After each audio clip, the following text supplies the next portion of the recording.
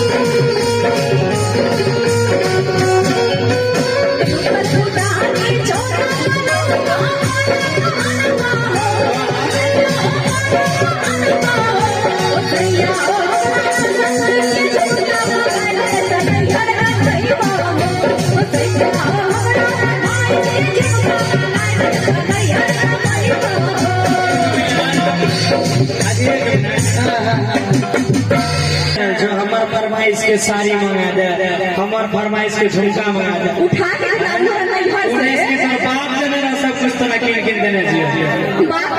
सब कुछ की चाहिए। कल कहे कि दोस्त मुहिम के साथ में हम एक मिनट कि दोस्त मुहिम के साथ में हम सिनेमा देख रहा है, हे धनी सिनेमा देख रहा है, हे धनी हे सोहा फरमाइश के तैयारी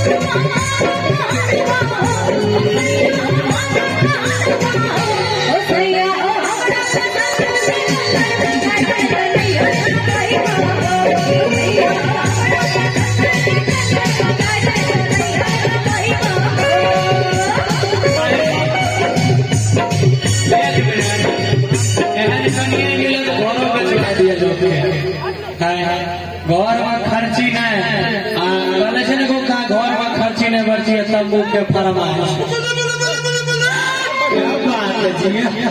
पैकरा कहलिए तो हम तो सब दिन तासे खेलिए आज तोरा लिए बियाह भए गेलो तू फलना फलना चीज मांग रहा कि अजय भैया के संग में हम तो अरे तास खेले रहोगे, धनी के तास खेले रहोगे, ये धनी के तोहर फरमाइश के झुमका साया